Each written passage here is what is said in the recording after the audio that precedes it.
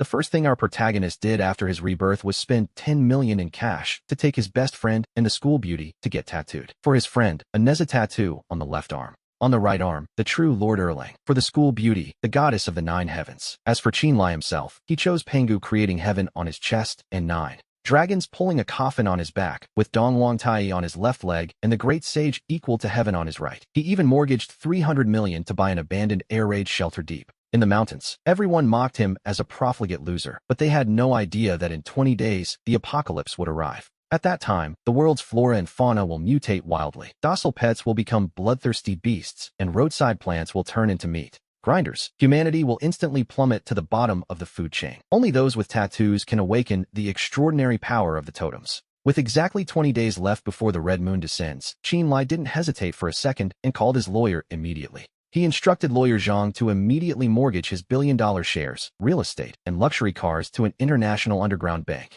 Yes, all of it. He only wanted cash. Even at a 30% fire sale price, he needed to see 300 million sitting in his account within 24 hours. After hanging up, he quickly dialed 2 more numbers. Half an hour later, we find them at the city's most secretive underground tattoo parlor, the Ghost Mansion. His best friend Su Xiaodao and the famously cold school beauty Jiang Xini stood there in utter shock after being dragged along by him. Brother Lai, are you crazy? You mortgaged the entire family fortune just to bring us here for tattoos. Xiaodao asked. Xini added, Qin Lai, what are you doing? If you're doing this because Zhao Yuqing broke up with you, there's really no need to go this far. To be honest, she had a point. Qinlai looked at them with a seriousness they had never seen before. Xini, Xiaodao, there's no time to explain. If you still trust me, just listen to me today. Looking into his eyes, so solemn, they seemed almost like strangers, the two of them finally gritted their teeth and agreed. He turned to the scarred tattoo master and slammed a bank card containing 1 million onto the table. Master, I have a big job for you. He pointed to Su Xiaodao. Give my brother Neza on his left arm and the true Lord Erlang on his right. Then he looked toward Jiang Xini. Give her a full back tattoo of the goddess of the 9 heavens.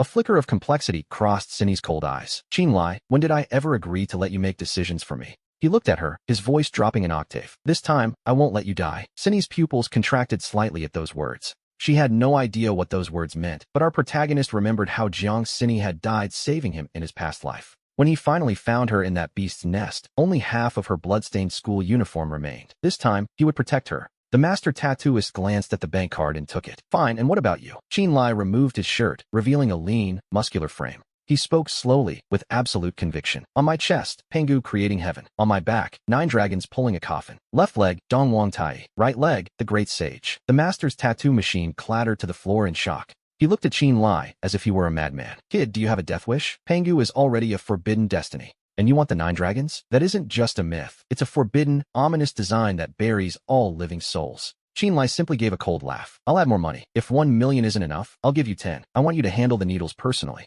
The others can assist you, but it must be finished within 7 days. The master's face paled. 7 days? You're insane. A piece this size is impossible in a week. Qinlai pulled a list from his pocket and tossed it onto the table. It contained military-grade jade gel, bionic repair patches, imported anesthetics, and anti-infection drugs. I've prepared everything. You just focus on the ink. I'll handle the pain myself. The old master stared at him intensely. He remained silent for a full 30 seconds before finally leaning down to retrieve his machine. His voice was raspy. Fine. I've spent a lifetime tattooing gods, but I've never seen anyone as crazy as you. This job, I'll take it. 3 days later, we find ourselves deep in the mountains outside Jiangzhou City at an abandoned underground base codenamed Black Rock. On the surface, it was a Cold War air raid shelter later converted into a high-security prison, but he knew its true identity. It was a sealed underground command post from a bygone era. The main structure, power wells, ventilation, and water systems were all still intact. He wasn't just buying a shelter. He was restarting, reinforcing, and completing its defensive weapon systems. To be honest, it was an ambitious plan. During those 3 days, he only visited Black Rock once to sign the contracts and verify the structural integrity of the energy and ventilation systems. He left the rest to his lawyers and construction teams. After all, the most time-consuming part wasn't buying a base, but the ink on his skin. The real challenge wasn't the base, but the 4 forbidden totems on his skin. Are you sure you want to spend 30 million on this wasteland? The real estate agent wiped cold sweat from his brow, staring at Qinlai. In Jiangzhou, he was a famous spendthrift, but now he wanted to buy and renovate. With a bold flourish, he signed the contract. Contact the best security and construction teams in the country. I want this done in 10 days. He planned to turn this place into a doomsday fortress that not even a fly could enter, complete with 5-meter-high military-grade alloy walls. He ordered million-ton explosion-proof doors, a top-tier ecological cycle system, and the restoration of the sealed underground energy core. He produced a massive stack of cash, ready to pour it all in within 10 days. Money was no object. He offered triple wages for 24-hour shifts. As his orders were issued one by one, the entire construction industry in Jiangzhou was sent into a frenzy. Meanwhile, we find him elsewhere.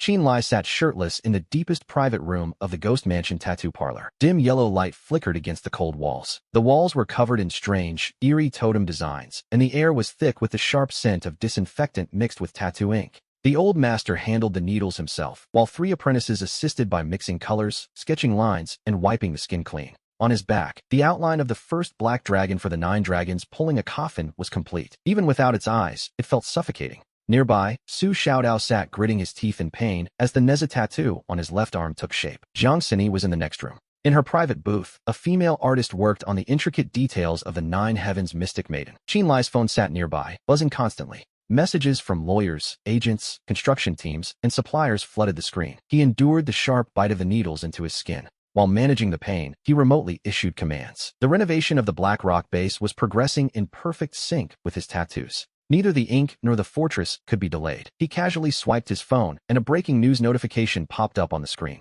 Shocking. Wealthy heir sells all assets to buy an abandoned prison in the mountains. He clicked on a streaming app and entered the top-ranked room. It was his rival, Su Rue, the son of Jiangzhou's richest man. The broadcast showed him sitting in a luxury villa in the city center. Su Rue swirled a glass of red wine, laughing so hard he could barely stay upright. Qin Lai, what happened to you? Did you lose your mind? Su Rue continued his mockery, clearly enjoying the spectacle. To be honest, he had no idea just how much he would soon regret those laughs. It's a relief I saw through his madness early on, a familiar voice sneered. I dumped him and came straight to you.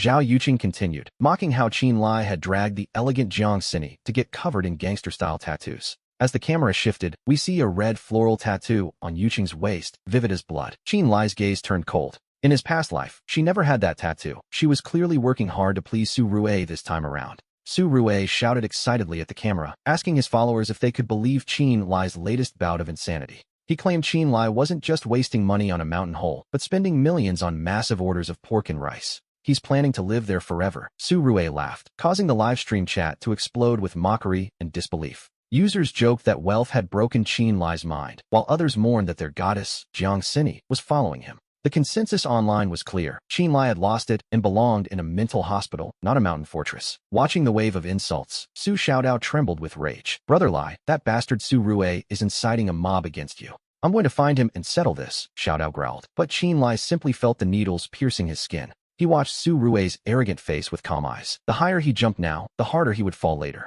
Xiaodao, keep your eyes on the supply convoys, he commanded. Our doomsday fortress cannot have a single flaw. 7 days had passed since his rebirth. In all that time, he had barely stepped out of this dim underground room. The master and his 3 apprentices worked in shifts, sketching by day and tattooing through the long, silent nights. To speed up the process, he even sourced military-grade healing gels and bionic repair patches from the black market. As each totem was finished, the gel sealed the wound. Without it, his skin would have simply given up long ago. Late on the 7th night, the buzzing of the tattoo machines finally went silent in the depths of the Ghost Mansion. Xiaodao's Neza and Erlingshan tattoos were finished days ago, and Jiang Xini's Mystic Maiden was completed yesterday. Now, the 4 forbidden totems on Qin Lai's own body were finally complete, stretching from his chest to his back. The 9 dragons' coffin on his back, Dongwang Tai, and the Great Sage on his legs. Master Guifu finally pulled off his gloves. He looked at the patterns on Qin Lai's body and exhaled slowly, admitting that in a lifetime of tattooing, he'd never seen such work. To be honest, he had never taken on such a massive job: bone carving, heaven opening, the 9 dragons, and the ancient sovereigns.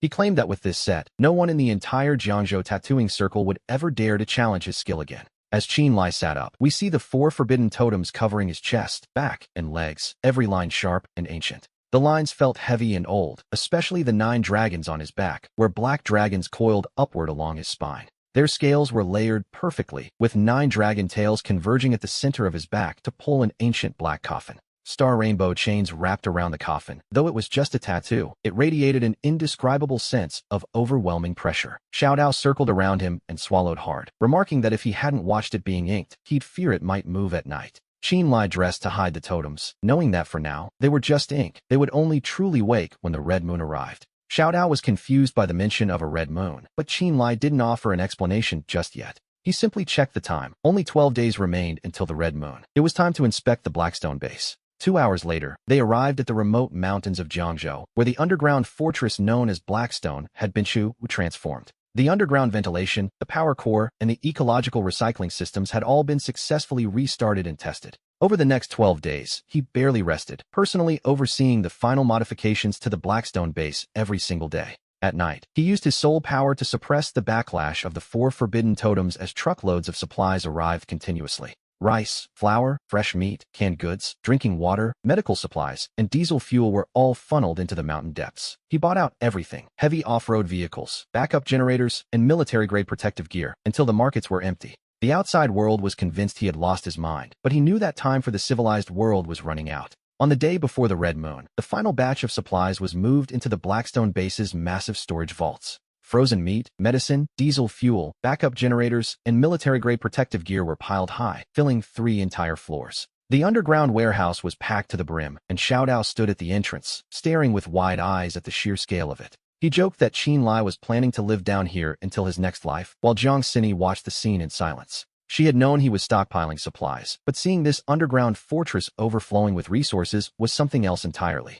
Frowning, she asked what he was really preparing for, but Qin Lai didn't answer immediately as he walked to the center of the room. He slowly raised his right hand, and a second later, the ground seemed to tremble as the 3-story mountain of supplies, thousands of tons of resources, vanished into thin air. In just 1 second, the packed warehouse became completely empty. Only the heavy indentations on the floor and the lingering scent of diesel and grain remained in the vacant space. Xiao Dao froze in place, blinking and rubbing his eyes before rushing into the center of the warehouse in utter disbelief. He circled the empty floor 3 times before spinning around to face Qin Lai, his voice cracking with shock. He demanded to know where it all went, unable to process how thousands of tons of goods could disappear in the blink of an eye. He accused Qin Lai of playing a magic trick, while Jiang Xini's reaction, though less explosive, showed she had lost her usual composure. Her usually cold and calm eyes were filled with confusion as she walked up to him and stared at his right hand. She asked him what was actually happening, and after a moment of silence, he realized there was no longer any point in hiding it. With less than 24 hours until the Red Moon, they needed the truth. He explained that this was a spatial dimension. He told them it was linked to the changes in his body, though he still didn't reveal the full truth about his rebirth. He felt that saying too much now would only add to their psychological burden, so he focused on the practical details. He explained that the space could store massive amounts of supplies where time stood still, meaning food would never rot and medicine would never expire. Fuel, weapons, and gold could be kept there indefinitely. Xiao Dao's mouth hung open as the realization finally hit him. He realized the supplies weren't meant for the warehouse, but were intended to be carried with them. He wondered what else was being hidden. We see Qin Lai finally break the silence, telling them that tomorrow night, the Red Moon will descend upon the world. At midnight tomorrow, the moon in the sky will turn a blood-red color, and immediately afterward, a thick black mist will surge from the ground to engulf the entire globe. Every animal and plant will undergo a frantic, terrifying transformation. Cats and dogs will turn into man-eating monsters, and even the plants will begin to devour the living. Cities will lose all order within hours, and human civilization as we know it will be completely transformed overnight. A deathly silence fills the warehouse. Xiao Dao's lips tremble, but this time, he doesn't immediately make a joke. The sight of thousands of tons of supplies vanishing into thin air has completely shattered his common sense. Jiang Xini, too, does not argue. She simply stares at him, asking for proof. He tells her that what she just saw was the first piece of evidence. The second piece is the tattoos on their bodies. Jiang Xini subconsciously looks down at the ink she now carries. He explains that the Red Moon's energy will activate these tattoos, turning them into true totems and spiritual manifestations. Ordinary patterns only awaken low-level physical enhancements, while fierce beast patterns can awaken animalistic transformation abilities. However, deified totems can awaken true divine manifestations. The more ancient and complete the totem is, the stronger the destiny it carries, and the more terrifying the power will be after awakening. Xiao Dao finally begins to understand. He asks if Qin Lai gave him the Neza and Erlangshan tattoos just so he could survive. Yes, and they are top tier. Deified totems. If he can survive the Red Moon's awakening, he will be stronger than the vast majority of survivors. Then, Qin Lai turns to Jiang Xini. Her 9 Heavens Xuannu is a high-level manifestation capable of offense, defense, purification, and battlefield coordination. In the coming world, poisonous creatures and mental erosions will become common. Her totem will be absolutely vital. She realizes now that selling his assets, buying the Blackstone base, stockpiling supplies, and getting them tattooed, none of it was a whim. He knew something massive was coming all along. And he was right, of course. The shock on Jiang Xini's face slowly fades, replaced by a sharp tension, while Xiao Dao's gaze also turns serious. The atmosphere shifts instantly. Xiao Dao suddenly panics, asking about his parents who are still at the repair shop in the south of the city. Qin Lai tells him not to worry, and then we see him pull up a live video feed. It is a real-time broadcast sent back by a transport team. A black armored business vehicle is pulling up outside the old street in the south. The doors slide open with mechanical precision. Two bodyguards in black tactical gear escort a middle-aged couple into the car. The man is short, his skin darkened by years of labor. His hands are stained with the stubborn oil of a mechanic. Watching the screen, Xiaodao's eyes instantly turn red with emotion. Qinlai explains that he used the excuse of needing maintenance and logistics personnel for the Blackstone base. He contacted them early. They have no idea about the coming apocalypse. They simply think they were hired for a high-paying job. The convoy will arrive in 20 minutes. Xiaodao's lips tremble, but he can't find the words to speak. In his previous life, after the Red Moon descended, Xiaodao risked everything to save them. But the old street had already been overrun by mutated swarms. In the end, he only found his father's broken wrench and the old apron his mother refused to throw away. From then on, Xiaodao became a cold-blooded killer, a man possessed, until he finally died in the beast tide. This time, Qinlai won't let that happen. Qinlai pats his shoulder, promising that in this life, he will bring them back safely. Xiaodao bows his head, his shoulders shaking. After a long moment, he looks up with bloodshot eyes and whispers his thanks. Qinlai simply offers a small, knowing smile. Jiang Xini watches this scene in silence before asking in a low voice about her own father. He is currently very safe. She is surprised he knows. Her father, Jiang Qingyuan, is an academician of energy research. Half a month ago, the military whisked him away to a secret underground base in the capital for a top-level energy core project. It is one of the safest places on Earth. As for her mother, Qinlai pauses. Jiang Xini's mother passed away years ago, a wound that has never quite healed.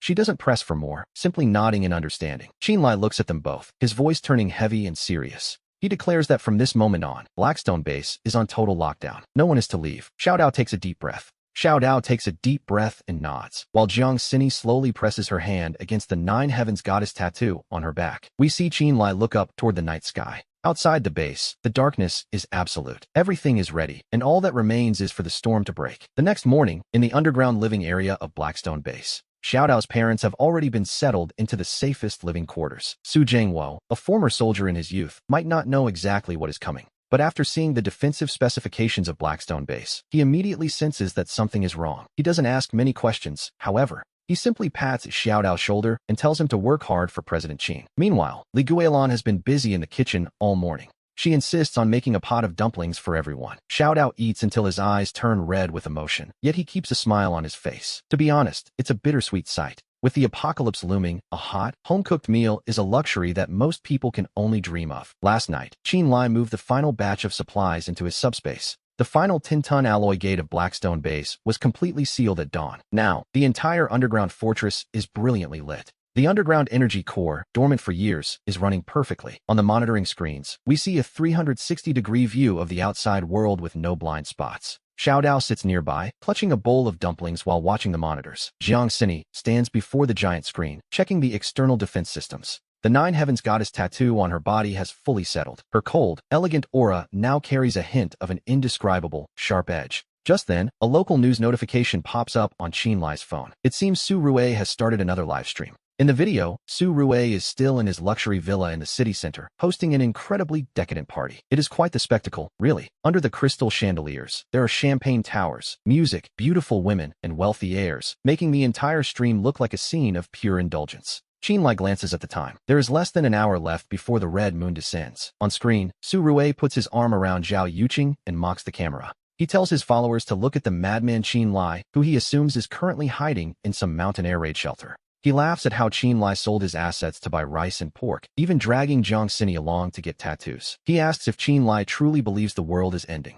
Zhao Yuqing leans into his arms, laughing hysterically. She tells Su Rue that she actually wants to see how Qinlai handles the aftermath tomorrow. Su Rue swirls the red wine in his glass, his laughter becoming even more arrogant. He declares that if nothing happens tonight, he will take a crew into the mountains tomorrow to smash Qinlai's pathetic shelter and personally send him to a mental institution. In the livestream, the mockery and jeers swell into a full-blown carnival of ridicule. Yet inside Blackstone Base, the atmosphere is quite different. It is so quiet that the only sound is the low hum of the energy core. Qinlai lifts his wrist to check the time, 11:59 p.m. 50 seconds. Only 10 seconds remain before the red moon descends. While the world outside continues its revelry, Blackstone Base remains perfectly still. The low vibration of the core is the only sign of life. 10 seconds later, the countdown hits 0, and a heavy, ancient-sounding hum resonates through the air. The entire planet gives a violent shudder. In the livestream, Su Rue's arrogant laughter comes to a sudden, jarring halt. He stares out the floor-to-ceiling windows of his villa. The bright, clear moon in the night sky has, in this single instant, transformed. It turns an eerie, blood-red color, looking for all the world like a bleeding eyeball staring down at humanity. Then, something even worse happens. A thick, impenetrable black mist erupts from the ground, instantly swallowing the entire city of Jiangzhou. People in the chat begin to panic, asking what on earth is happening. They wonder why the moon has actually turned red. On screen, Su Rue screams in terror, so distracted that he doesn't even notice his wine glass shattering on the floor. Suddenly, the purebred poodle in Zhao Yuqing's arms lets out a bone-chilling growl that cuts through the music and the noise. Under the gaze of hundreds of thousands of viewers, the small dog's body begins to swell and bloat like a balloon being pumped with air. Black fur sprouts all over its body, its eyes turn a deep crimson, and its mouth fills with rows of razor-sharp fangs. It is a nightmare come to life. The mutated creature lunges at Zhao Yuqing, its sharp claws tearing through her shoulder as it slams her entire body to the ground. The camera shakes violently as a piercing scream shatters the eardrums of everyone watching. She begs Su Rue to save her. Her face is deathly pale as she desperately reaches out a hand toward him. But Su Rue is already paralyzed with a fear that has stripped away his soul. He screams at her to stay away, frantically backing up and even kicking her hand away as he scrambles toward the stairs to the second floor. Zhao Yuqing collapses on the floor, her clothes stained red at the shoulder, her entire body trembling in shock. She cries out for Su Rue one last time. But the only response she receives is the sight of his retreating back as he flees in cowardice. The mutated beast growls and closes in again. Its crimson eyes are locked onto her. In the livestream, the comments are scrolling at a frantic pace, with people shouting for someone to help her. They wonder how Su Rue could just run away after claiming to love her. It seems, for Zhao Yuqing, the end has arrived much sooner than expected. The hope in Zhao Yuqing's eyes flickers and dies, replaced by a surge of bitter resentment just as the monster prepares to strike. At the very moment it lunges, the red spider lily tattoo on her waist suddenly glows with an eerie, blood-colored light. Illusory red petals begin to bloom beneath her, and a cold, sickly sweet fragrance fills the air, which is never a good sign. The mutated poodle freezes mid-motion, as if sensing a scent far more dangerous than itself, and a hint of fear enters its crimson eyes. Zhao Yuqing slowly lifts her head, her pupils reflecting a vast sea of blooming blood-red flowers that radiate an indescribable chill. She asks why even he had to abandon her. Su Rue, having just reached the stairs, feels his entire body go stiff at her voice. He looks back to see the spider lilies beneath her swaying silently, their petals moving like living creatures as they reach out. The petals slowly coil around the beast's limbs. The once ferocious monster now trembles on the floor as if trapped in a nightmare. Leaning against the wall, Zhao Yuqing pulls herself up, the red floral patterns crawling over the wound on her shoulder. A strange, bloody flush returns to her pale face. In that moment, the livestream chat completely loses its collective mind. Viewers scream in the comments about her awakening and the flowers on her skin, but a second later, the screen abruptly cuts to black. We return to Qin Lai, who watches the darkened screen with a cold smile. The spider lily of the underworld has finally bloomed. It is a path from which there is no return, and he notes that Zhao Yuqing has chosen a very fitting destiny for herself. Outside, the world has descended into absolute chaos. The Red Moon's power is no longer a distant threat. It has arrived, and its energy is beginning to saturate everything. Inside the base, the energy descends upon them. Su Xiaodao and Jiang Xini let out simultaneous groans of intense pain. The lunar energy feels like boiling lava as it surges into their bodies. On Xiaodao's left arm, his tattoo begins to react. The image of the great deity Neza erupts in flames, while on his right arm, the third eye of Erlang Shun snaps open. Starlight radiates from him, while on Jiang Xini's back, the totem of the nine heavens maiden transforms into a divine domain. The light lifts her into the air, and her once cold demeanor is replaced by a presence that is holy and utterly untouchable. On his chest, the Panga tattoo on his jacket suddenly erupts with a blinding, dark gold light, releasing an ancient and vast energy. An absolute power, capable of crushing eternity, explodes outward from Qin Lai as a tearing sensation rips across his back. 9 deep dragon roars thunder through the depths of the air raid shelter as the 9 dragons pulling a coffin tattoo on his back begins to stir. Fueled by the Red Moon's energy, the 9 pitch-black dragons slowly emerge from his back, their massive bodies manifesting in the air. Their scales are cold and metallic, and their crimson eyes snap open as they drag an ancient black coffin, hovering ominously behind him. The scarlet chains on the black coffin tighten inch by inch, and an indescribable, forbidden pressure instantly sweeps through the entire underground fortress. Su Xiaodao turns pale and retreats several steps, while the 9 heavens maiden phantom behind Jiang Xini trembles slightly, which is quite telling. It seems they instinctively sense the danger. Meanwhile, the Dongfang Tai totem on Qin Lai's left arm ignites with a sun-like fire that could burn the world. On his right arm, the phantom of the great sage equaling heaven erupts with a battle spirit that defies all laws and heavens. Four supreme phantoms have awakened at once, and Qin Lai must move quickly to suppress the violent resonance between them. These four forbidden powers are simply too strong. At his current level, he cannot manifest them all simultaneously without paying a heavy price. Pengu provides raw strength, the 9 dragons govern suppression and burial, Dongfang controls fire, and the great sage rules combat. He must choose wisely. Just then, a violent impact echoes from the titanium alloy gates of the shelter, and we see the security monitors flickering with movement. Mutated boars from the deep mountains, driven by the scent of living flesh, are frantically ramming the entrance. The beasts have truly changed. Su Xiaodao grips a 3-pointed, double-edged spear condensed from his Erlang Shin phantom, his eyes burning with a sudden, wild battle lust. Qin Lai twists his neck, his joints letting out a thunderous crackle, and decides it is time to go out and stretch his legs. He wants to see if these so-called apocalyptic beasts are even worthy of being served as a side dish for their next drink. Outside the shelter, a thick black mist swirls as dozens of mutated beasts continue their frantic assault on the reinforced titanium perimeter. Leading them is a mutated boar king, over 3 meters long and covered in black scales, whose every charge makes the very earth tremble. The side door of the shelter slowly grinds open, and Qin Lai, bare-chested and flanked by Xiaodao and Jiang Xini, strides out to meet them. As they step outside, the scent of fresh blood hits the air, and the mutated beasts instantly stop their assault, turning their crimson eyes toward our trio. The mutated boar king lets out a deafening roar and charges toward Qin Lai like a heavy tank, its massive body shaking the very ground beneath them. Su Xiaodao instinctively moves forward, shouting a warning about the beast's peak strength, but Qin Lai simply tells him to stay back. He stands his ground, cold and unmoving, even as the boar king's spear-like tusks come inches away from piercing through his chest. With no flashy movements, he simply raises his right hand and clenches it into a fist, silently calling upon the ancient power of Pengu. The Pengu totem on his chest erupts in a dark gold light, and the phantom of an ancient giant begins to coalesce around his tightening fist. He throws a single punch, and the air is compressed so violently it creates a piercing sonic boom, a display of raw, terrifying power. The blow lands squarely on the boar king's skull with a dull thud, sending a wave of overbearing energy straight through its hardened bone. The force shatters the beast's internal life force instantly. The multi-ton monster doesn't even have time to let out a final whimper. The massive body collapses like a pile of mud at his feet, a peak-level beast king, killed in a single strike. But he isn't finished yet. 9 low dragon roars echo from his back as the 9 dragons pulling a coffin phantom manifests, their dark eyes snapping open with ancient malice. As they drag the ancient black coffin forward, Qin Lai commands them to suppress the area, and the phantom coffin begins to vibrate with power.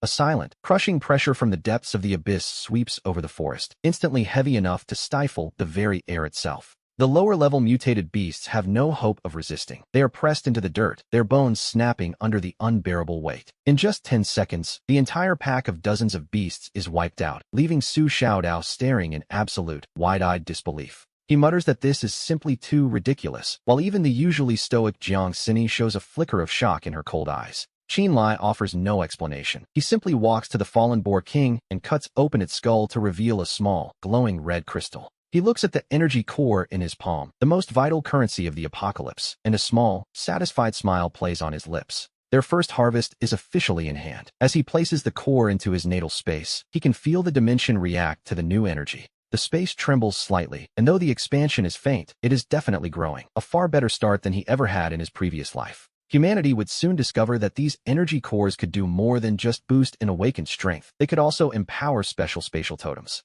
In the later stages of the apocalypse, these cores would even replace gold and currency to become the world's only universal trading resource. Qin Lai turns to Su Xiaodao, instructing him to dig out all the cores from these beasts and not to let the meat go to waste, as it can be purified and stored. Su Xiaodao perks up immediately, ready to get to work, but at that very moment, the sound of frantic footsteps and cries for help echo from the mountain road. A dozen disheveled men come scrambling toward the air raid shelter, screaming for their lives as they desperately try to outrun the shadows behind them. Chasing them are several mutated bloodblade mantises, creatures the size of leopards that move with terrifying, predatory speed. Qin Lai narrows his eyes and recognizes the man leading the group, Fatty Liu, a contractor who once managed the exterior construction of the black market base. In his previous life, this group had kicked him while he was down, even pushing him toward the beast just to buy themselves a few extra seconds.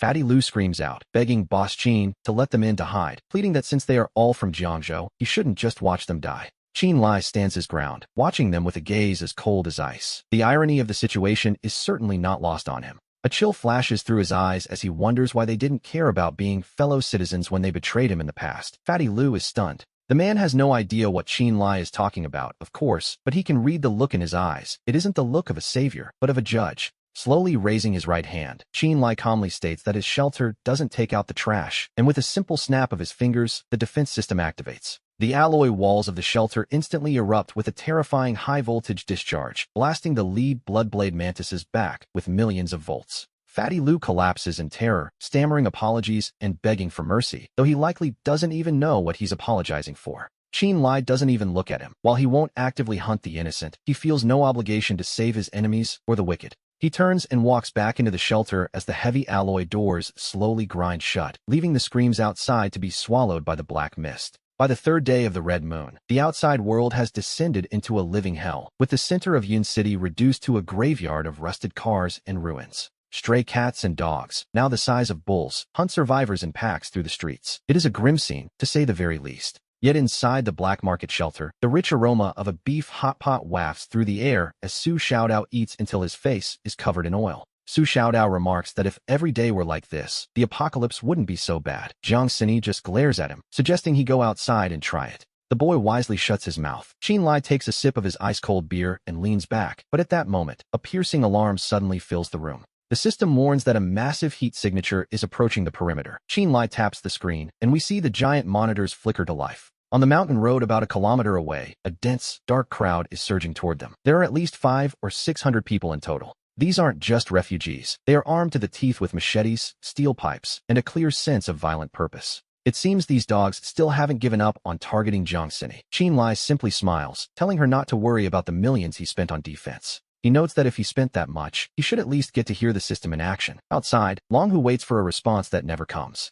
Infuriated by the silence, he screams that since they want to play hardball, his men should just blow the damn doors open. 3 rockets are launched, trailing plumes of fire as they scream through the air toward the shelter's entrance. A series of thunderous explosions rocks the night sky. The thugs of the Azure Dragon Society immediately erupt into cheers at the display of power. They laugh, mocking the so-called Doomsday Fortress as nothing more than a tin can in front of their leader, Long Hu. However, as the smoke clears, the laughter dies on their lips. The silver-gray alloy doors are revealed once more, gleaming under the moonlight. The entrance stands tall and defiant, without so much as a single visible dent. A grim-faced Long Hu orders his men to keep firing. But right then, the metal armor plates above the walls slide open with a mechanical hiss, revealing 12 hidden compartments. 12 cold, 6-barreled Gatling guns rise from the shadows, their black muzzles locking onto the dense crowd below with clinical precision. Watching the monitors, Qin Lai holds his glass and calmly decides to give them exactly one warning. The external broadcast booms across the valley. The voice announces that this is the private territory of the Blackstone base, and they must leave immediately or face the consequences.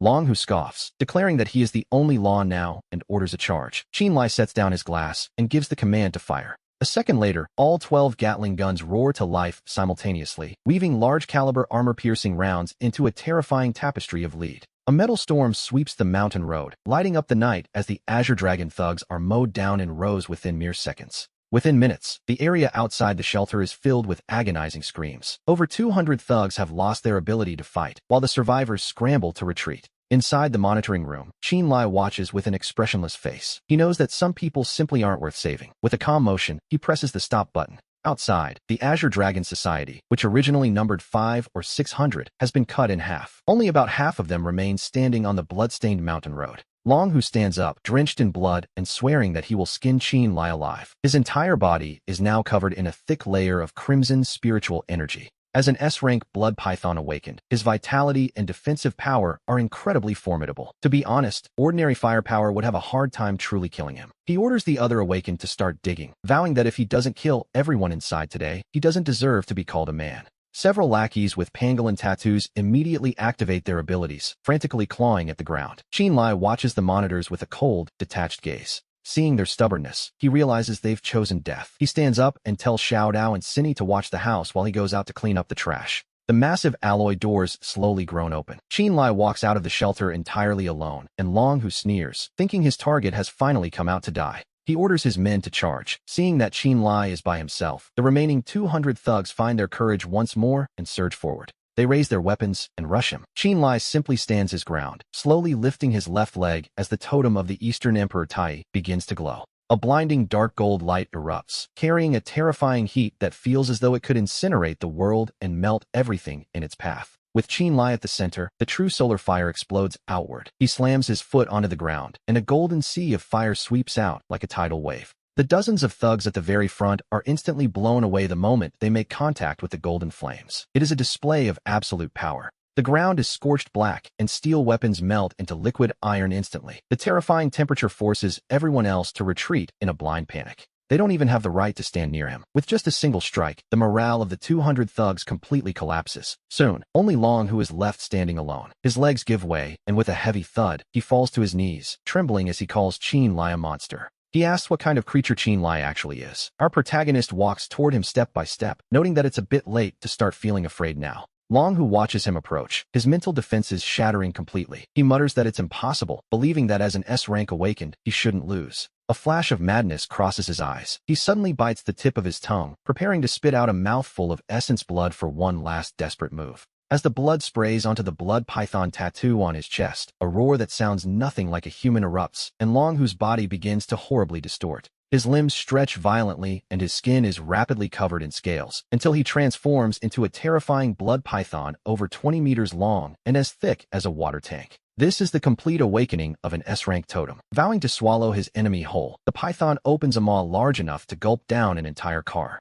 He lunges toward Qin Lai with a foul wind, the force of his breath sucking in loose stones from the ground. But size, as we are about to see, isn't everything. Qin Lai simply sneers at the display. He steps forward firmly with his right leg, calling upon the unyielding battle spirit of the great sage, Sun Wukong. The sage totem on his leg erupts with golden light, releasing a terrifying, rebellious aura that seems to press down on the very heavens and earth. In the next moment, Qin Lai's body is coated in a brilliant golden radiance. His blood boils like a rising dragon as a majestic figure begins to manifest. A phantom of the great sage, clad in golden chainmail and a phoenix feather cap, slowly emerges behind him. When those golden eyes snap open, it feels as though a rift has been torn through the dark fog covering the sky. As the blood python strikes, Qin Lai doesn't retreat. He meets the attack head-on. He launches himself into the air like a cannonball, slamming his foot onto the python's lower jaw and forcing that massive head to jerk backward. The blood python lets out a pained shriek, its enormous body thrashing wildly in an attempt to shake him off. To be honest, it's a futile effort.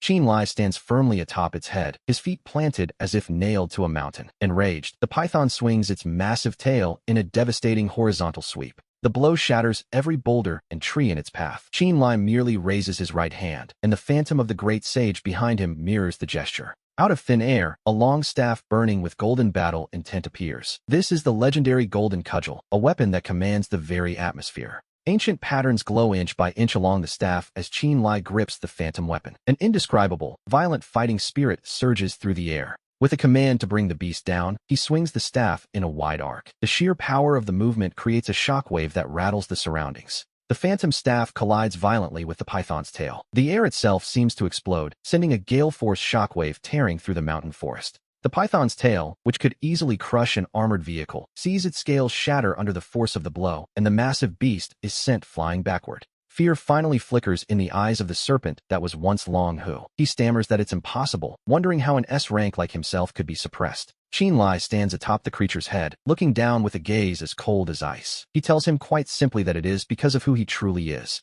He declares that a so-called S-rank is nothing before a forbidden totem. As his voice falls, Qin Lai grips the golden cudgel with both hands. He raises the weapon high, and the phantom of the great sage behind him suddenly surges in size, growing 10 meters taller in an instant. It reaches 30 meters, then 50, finally becoming a golden war avatar that stands between heaven and earth, treading upon the dark fog below. With the red moon above, the golden cudgel descends like a divine pillar, carrying a terrifying power meant to crush mountains as it aims for the python's heart. The strike lands with a world-shaking roar. As the staff hits, the entire mountain forest seems to jump, and the very earth beneath them shatters. Rocks fly into the sky as the blood python's massive body is smashed directly into the ground, its scales exploding inch by inch at the point of impact. The terrifying battle force travels through its skeleton, shattering every ounce of life within its body. We see the python's pupils contract violently. Its enormous frame twitches a few times before finally going completely still. The mountain's dark fog is forced away by the sheer shockwave of the blow.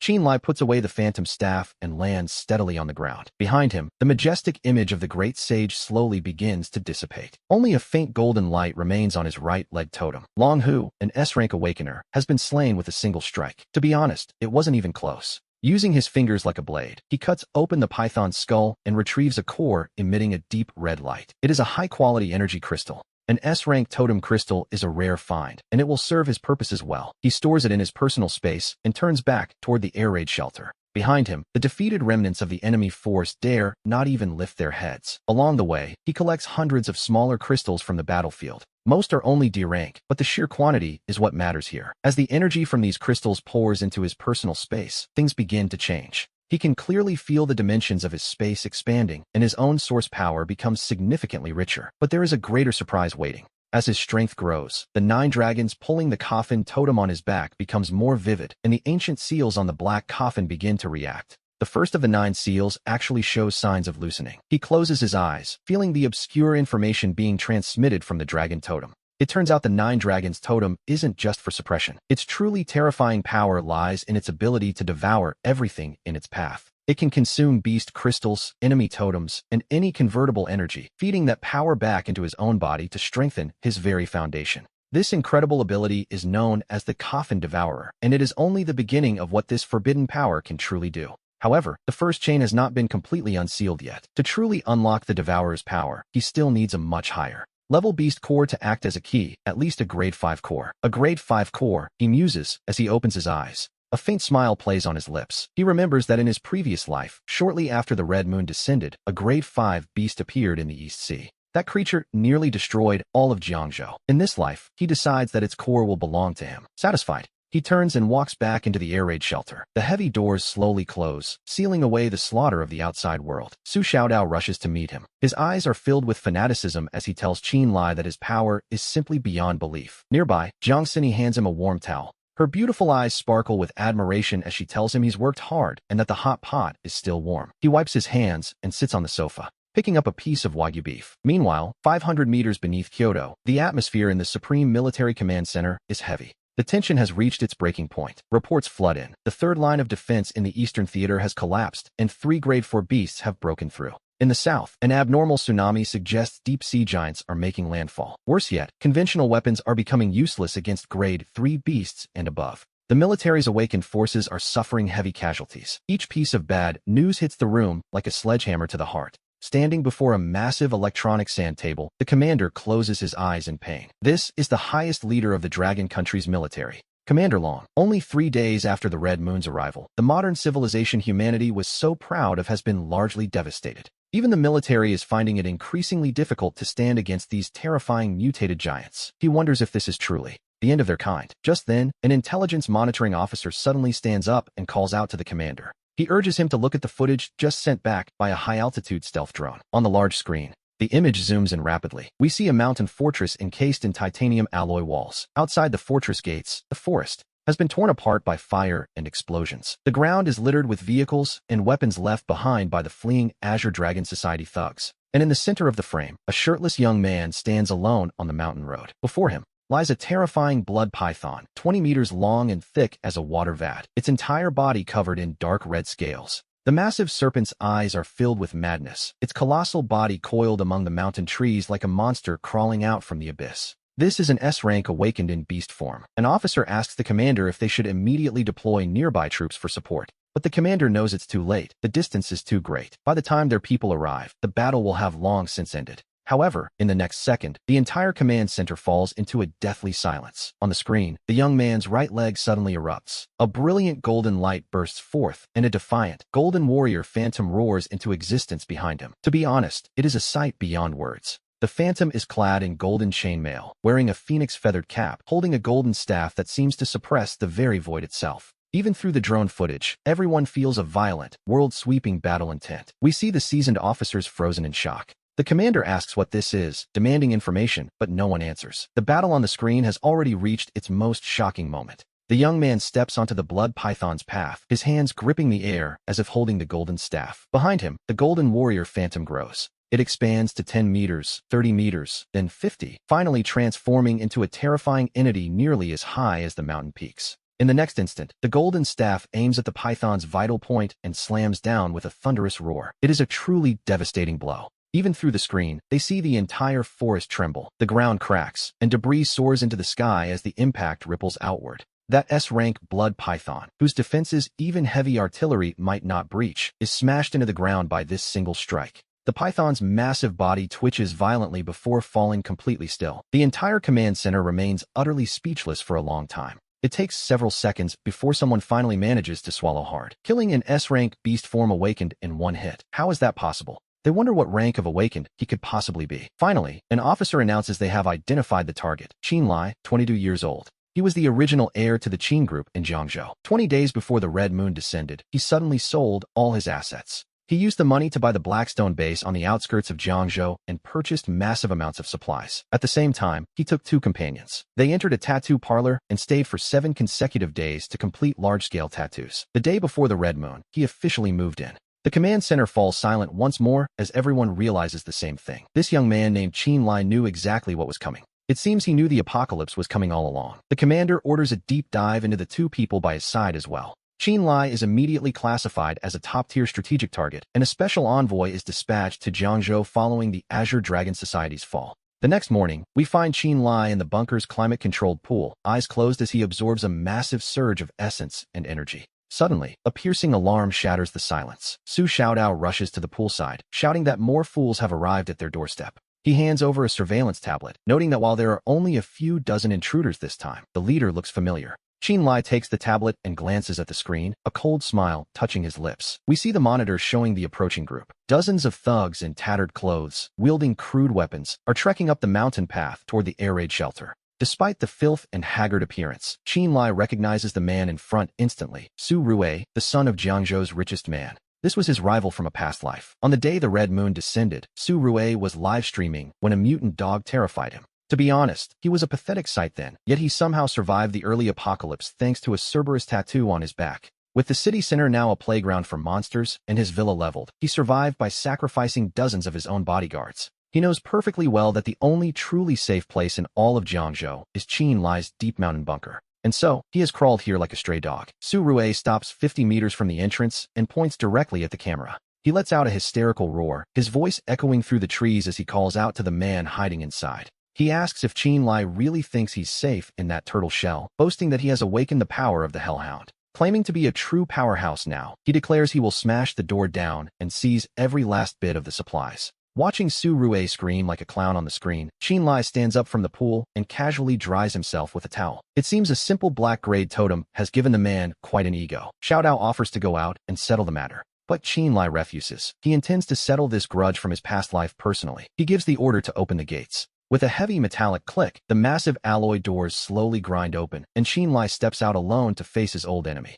Qin Lai steps out and scoffs, asking if Su Rue really thinks he can seize the supplies with nothing but a few dozen pathetic thugs. He glances at the trembling rioters behind the rich air with pure disdain, telling him that one person is more than enough to handle them. Su Rue sneers and tells him to look at who he brought along. The crowd parts as a slender figure emerges slowly from the dark mist. She wears a blood-stained red dress, her skin pale and her features as delicate as ever, though her eyes now hold a strange, demonic glint. On her exposed waist, a blood-red equinox flower tattoo slowly blooms, while translucent red petals begin to float behind her back. The floral scent fills the air, so beautiful it makes one's skin crawl. It is Zhao Yuqing, and it seems she didn't die after all. Not only is she alive, but she has awakened a yellow spring equinox flower totem. The thugs around her watch with dazed, glazed expressions. Some even fall to their knees, crawling toward her like lost souls. Yuqing gently raises her hand as a blood-colored vine drops from her fingertips. The vine wraps around a thug's neck, yet instead of struggling, the man wears a look of pure, obsessive ecstasy.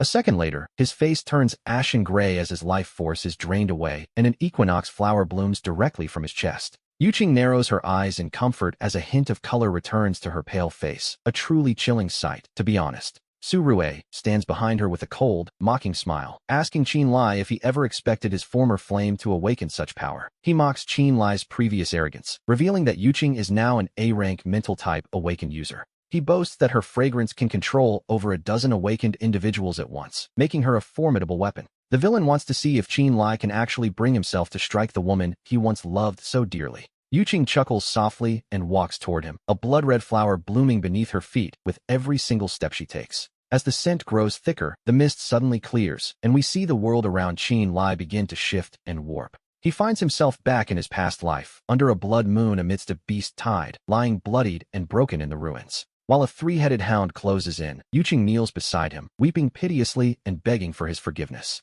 She sobs that she never should have left him or trusted Su Rue, wishing they could start everything over again. She promises she will stay by his side forever, reaching out to touch his face with a voice so tender it carries the weight of heartbreaking memories. She begs Qin Lai to forgive her, but as he watches her quietly, a cold smile suddenly spreads across his face. He tells Zhao Yuqing that her illusion is far too fake. Immediately, the expression on the kneeling, weeping woman freezes in place. Qin Lai takes a single step forward, and with a thunderous roar, the phantom of the 9 dragons pulling the coffin surges behind him, their crimson eyes snapping open. The ancient black coffin hovers behind him as its crimson chains vibrate, releasing a vast, forbidden pressure that descends from the heavens. The surrounding ruins, the blood moon, and the sobbing Yuqing all begin to shatter like a mirror, piece by agonizing piece. Reality returns as Yuqing turns deathly pale, stumbling back a step while a thin trail of blood leaks from the corner of her mouth. The phantom of the equinox flower behind her trembles violently as its petals wither and fall. She stares at him, unable to believe her eyes. She stammers that it's impossible, claiming her fragrance should have dragged out his deepest obsessions. How could he have no reaction at all? Qin Lai simply asks if she truly thinks she's worthy of being his obsession. At those words, the last bit of color drains from Yuqing's face. That statement cuts deeper than any physical attack could. She bites her lip, a flicker of genuine panic finally appearing in her eyes. She tries a different tactic, insisting that he must have loved her once, and that he's only acting this way because he still hates her. With tears welling in her eyes, she looks at him piteously, admitting she made mistakes but claiming she didn't know the apocalypse was coming. She explains that she thought he had truly gone mad back then, and then she makes her real move, pleading with him for a chance. She promises that if he lets her into the shelter, she will return to his side. After all, as an A-rank awakened, she is quite the asset. She offers to control the other survivors for him, insisting she is useful, which is a rather bold career pivot, to be honest. Su Rue is stunned, calling her a traitorous snake and reminding her that she just promised to help him kill Qin Lai. Yuqing snaps back at him to shut up, blaming him for humiliating Qin Lai on the livestream and forcing her to watch. She screams that it's his fault she ended up like this, reminding him that he didn't even look back at her when he was busy running away. She demands to know what right he has to judge her, leaving Su Rue trembling with a mixture of pure, unadulterated rage. As we watch them turn on each other like rabid dogs, Qin Lai feels nothing but a sense of hollow boredom. It's almost laughable that these two caused his death in his past life. Yuqing cries out that she was wrong, truly wrong, and begs him for just one more chance to make things right.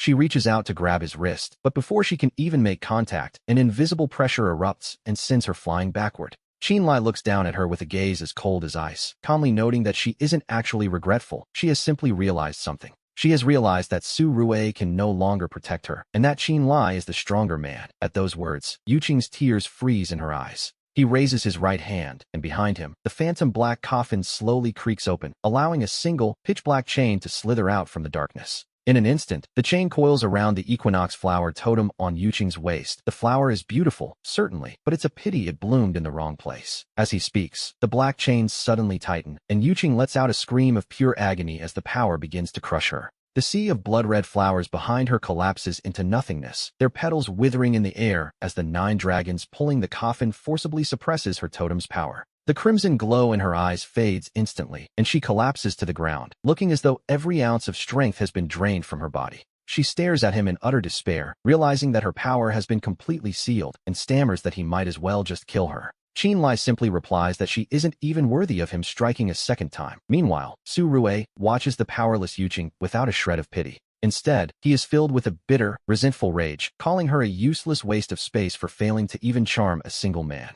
Yuqing looks at him in complete disbelief, unable to comprehend the venom in Su Rue's voice as he turns his anger toward her. Su Rue kicks the ground beside her and roars that if it weren't for her being such a jinx, he wouldn't be in this pathetic situation. With those words, the very last of Yuqing's illusions about their relationship are shattered into 1,000 pieces. To be honest, the scene is quite pathetic. The apocalypse doesn't change people, it simply digs out the filthiest parts of the human heart ahead of schedule. Qin Lai turns his gaze towards Su Rue, declaring that the farce is over and it's finally time to settle their own personal debt. The arrogant smirk on Su Rue's face vanishes, replaced by a fear he can no longer hide as he realizes his prized hellhound is nothing in Qin Lai's presence. He screams that it's impossible, desperately clinging to the delusion that as an A rank awakened, he should be invincible. Su Rue has completely lost her mind, letting out a beast-like roar toward the sky as the clothes on her back instantly explode. A phantom three-headed hound, over 5 meters long and wreathed in dark flames, emerges behind her as Su Rue's body begins to transform. Her muscles swell and bulge with terrifying power, her hands turning into sharp claws as a suffocating scent of sulfur fills the air. She lunges at Qin Lai with a scream of die, the central dog head opening its massive maw to blast a stream of searing black flames. Facing this seemingly grand A-rank display, Qin Lai doesn't even bother to dodge. To him, an A-rank in his presence is barely a stray dog. He takes a deep breath, feeling the terrifying blood energy within him, refined by the source power, begin to surge and roar. It flows like a mighty river, yet he doesn't even summon his totems, choosing instead to rely on nothing but pure, physical strength. He pulls his fist back like a coiled spring and then launches it forward like a cannonball, meeting the black flames head-on with a thunderous boom. The sheer force of his punch tears the black flames apart, and his fist slams directly into Su Rue's prized claws without any fancy tricks. A sickening crack echoes through the air as Su Rue's right arm snaps instantly, the powerful impact continuing its path of destruction. The momentum doesn't slow down for a second, slamming ruthlessly into her chest and sending her reeling.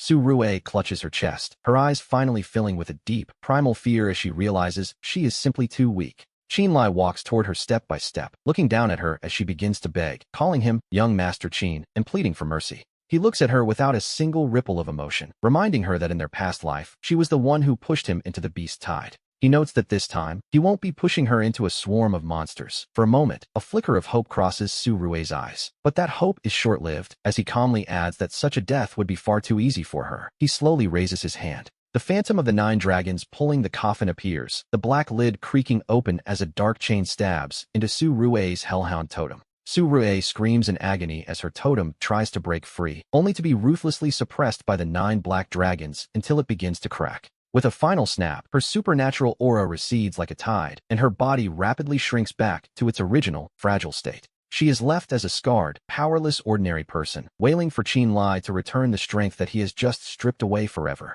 Qin Lai looks down at her, noting that since she loved acting like a dog so much, from today on, she won't even be equal to one. The surrounding thugs watch the now powerless Su Rue, their eyes changing. In this wasteland, the weak have no dignity, and she is no exception. After all, Su Rue had used countless people as bait just to survive, and now, her karma has finally arrived as the screams begin to ring out. We see Qin Lai turn away, and before long, Su Rue's voice vanishes entirely, leaving nothing on the ground but a dim, single-pronged golden core. He casually stows it in his spatial storage, reflecting that the rival who pushed him to his death in his past life wasn't even worth his full strength now. Just then, a deafening roar of engines echoes from the sky, a mechanical buzzing that cuts through the air as fierce winds begin to howl. The black mist is swept away as he looks up to see 3 dark green military gunships circling directly above the air raid shelter. As the helicopters descend, the cabin doors slide open, and 2 rows of fully armed Special Forces soldiers jump down to secure the perimeter. With the area under guard, a high-ranking commander flanked by several bodyguards walks forward with a brisk, disciplined pace.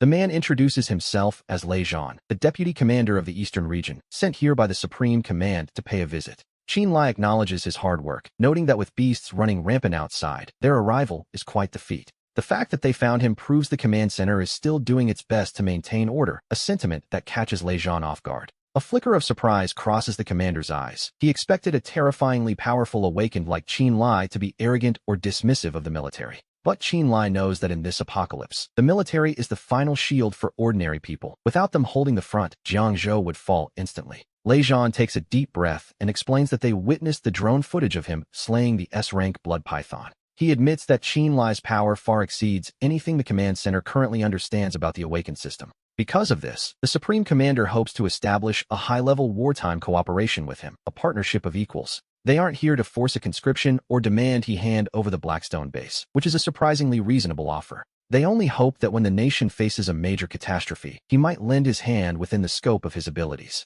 Qin Lai agrees, causing Lei Zhan's eyes to light up with relief as he prepares to continue the discussion. However, Qin Lai makes it clear that he prefers to act alone and isn't suited for a conventional command structure. The Blackstone base can serve as an independent stronghold, while the military focuses on maintaining order and evacuating survivors. He offers to build a defensive line and provide intelligence, specifically taking responsibility for slaying high-level beasts. By sharing resources and information, they can achieve maximum efficiency, a proposal Lejean promises to relay to the Supreme Commander. Since they are now partners, Qin decides to offer a piece of intelligence. In 3 days, at 2 in the morning, the East China Sea will see its first massive wave of marine beasts, led by a level 5 ancient sea dragon and 100,000 monsters. If a heavy artillery defense isn't established in Jiangzhou, the city, and the entire eastern region will suffer a devastating blow. Lejean's face pales instantly, cold sweat soaking his back as he stares at Qin in utter disbelief. He searches for any sign of a joke, but he finds only a terrifying, steady calm. To be honest, that look alone is enough to convince him. When asked if the intel is reliable, Qin simply notes that he wouldn't gamble with the lives of 3 million people. Taking a deep breath, Lejean vows to report this immediately and mobilize every available force in the eastern region. In exchange, Qin requests heavy military equipment, high-precision lathes, and specialized alloy materials. He also asks for 10 automated naval-grade defense systems and a stockpile of thermobaric weapons. Quite the shopping list, really. He won't take them for free. In return, he promises to provide priority intelligence on all future high-level beast threats. Lejean notes these are strategic assets that require the Dragon Commander's approval, though he personally finds the trade more than fair. He thanks Qin for his willingness to cooperate, recognizing that this partnership might be their only hope. Qin tells him the military should hold the line for humanity, while he handles the monsters they aren't equipped to face. It is a simple matter of everyone doing their part, a sentiment Lejean promises to deliver to the very top. We see Qin watch the commander's helicopter depart, his gaze darkening as he looks toward the distant horizon. The core of that ancient sea dragon is the key to unlocking the first chain of the 9 dragons, and he intends to claim it in 3 days. Time passes in the blink of an eye, and over the next 3 days, the military proves they are men of their word as heavy transport helicopters arrive. The specialized naval defense systems and thermobaric weapons Qin requested are delivered to the shelter one by one. As he watches the helicopters land, he notices massive claw marks scarring their hulls. He knows that to get these supplies through monster-infested airspace, the military likely lost several of their ace pilots. Lejean sends word that the remaining strategic materials will be moved in batches, and Qin doesn't press him for more. With the world outside turned into a battlefield, delivering the first batch already shows great sincerity. He takes these supplies into his spatial storage, and the shelter's defense level skyrockets. At 2 in the morning on the 4th day, we find him in the monitoring room, sitting in a large leather chair with a steaming cup of black coffee in his hand. Suddenly, Su Xiaodao notices something odd. He points out the torrential rain falling outside, wondering why the water is pitch black. Qin takes a slow sip of his coffee, his gaze deepening. It has begun. At that exact moment, on the coastal defense line east of Jiangzhou, Lejean stands in his temporary command post, staring at a radar screen filled with a tsunami of red dots. Cold sweat begins to pour down his face as the reality sets in. Qin intelligence was terrifyingly accurate. The beasts of the East China Sea have made landfall. He gives the order to open fire along the entire line. They cannot let them reach the city center. 3 million survivors are counting on them. In an instant, the heavy artillery positions erupt with a deafening roar. Countless shells trail fire through the air, crashing into the coastline and lighting up the dark night like broad daylight. However, when the flares illuminate the sea, the frontline soldiers are struck by a wave of pure despair. Hundreds of thousands of mutated sea beasts are riding the waves toward them. There are giant crabs the size of armored cars and toxic, spine-covered amphibians. There are swarms of sea snakes moving with such speed that they weave through the artillery fire. In less than 10 minutes, the first defense line is completely torn to shreds. A frantic report reaches the commander. They can't hold on. There are simply too many monsters. Their lines are collapsing. Lejean draws his pistol, his eyes bloodshot, and issues a final command to the entire army. Even if they all die today, they must protect the people. But just as the military prepares for a final, desperate stand, the earth begins to tremble. An indescribable, terrifying pressure suddenly erupts from the depths of the ocean. The pressure sweeps in from the deep sea. Inside Jiangzhou, 3 million survivors hiding in ruins and basements simultaneously feel a sharp pain in their chests, as if a mountain is pressing down on their hearts, making even breathing a struggle. Lejean looks up at the distant night sky in despair, watching as the thick black mist is violently torn apart by a pair of massive bone wings. A terrifying dinosaur, over 100 meters long and shrouded in deep-sea ghost mist, slowly descends from the clouds. Its eyes glow like 2 massive red lanterns, radiating the cold breath of death. This is the Level 5 Beast King, the abyssal ancient dragon. In the early stages of the apocalypse, a Level 5 beast is synonymous with invincibility, a disaster capable of easily leveling an entire city. The abyssal ancient dragon lets out a roar that shatters the clouds. It opens its abyss like maw, and a mass of dragon breath, black as ink, erupts and slams directly into the military's heavy artillery positions. Black flames instantly swallow everything for miles. The artillery positions are completely paralyzed. Jiangzhou is finished, or so it seems as despair spreads like a plague. Countless people close their eyes, waiting for death to arrive. But at that exact moment, inside the black market air raid shelter, Qinlai slowly sets down his coffee cup. On the screen, that 100-meter ancient dragon is flaunting its power amidst the black mist. There is no fear in his eyes. Instead, they flicker with a burning light. Su Xiaodao's face pales as he asks if Qinlai is really going out there. After all, that is a level 5 Beast King. Jiang Xini grabs his arm, insisting there is no need to take such a risk. Qinlai gently pats her hand, a wild, arrogant smile playing on his lips. He remarks that his 9-dragon coffin is still missing a key. He has set his sights on that big lizard's core. He turns toward the elevator, telling them to watch the house and brew a cup of tea. He promises to be back by the time the tea is warm. Above Jiangzhou, the abyssal ancient dragon continues to breathe its black dragon fire, tearing through the final defenses. Lei Zhan closes his eyes, waiting for the end. But then, a pillar of ink black light soars into the sky from the direction of the deep mountains outside the city. This black light isn't cold. It carries an indescribable sense of ancient majesty. The thick mist is forcibly ripped open. Lei Zhan snaps his eyes open, wondering what on earth is happening.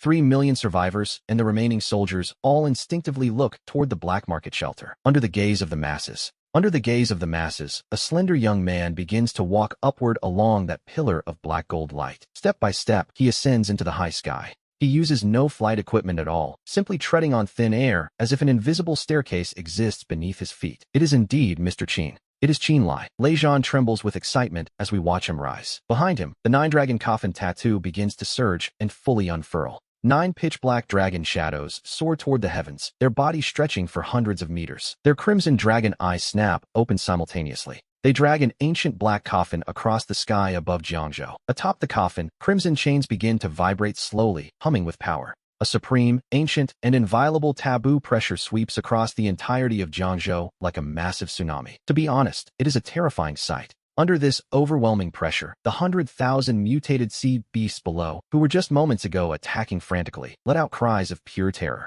They collapse to the ground in unison, shivering. It is Mr. Qin from the black market base. He has come to save Jiangzhou. Countless survivors lift their heads from the ruins, their eyes filled with the shock and awe of those who have just escaped certain death. Qinlai stands 1,000 meters up, facing the 100-meter-long abyssal ancient dragon. Before its massive frame, he looks as small as an ant. And yet, the 9-dragon coffin behind him looks far more like a demon from the primordial era than the beast does. Feeling the provocation, the dragon's crimson eyes lock onto him with a roar. It opens its abyssal maw, and a mass of black dragon breath, 10 times larger than the previous one, hurtles toward him like a falling meteor. He considers this nothing more than a trivial trick. On his chest, the Pangu totem erupts with a light that pierces the sky, manifesting a colossal war shadow. The phantom of Pangu looms behind him, standing tall between heaven and earth, facing the whistling black dragon breath that screams toward him. Qinlai doesn't even bother to dodge. He slowly raises his right fist as the Pangu phantom on his chest releases a dull, thunderous boom. The power of the world splitter wraps around his knuckles. In the next second, he takes a single step forward and his fist collides with the dragon fire.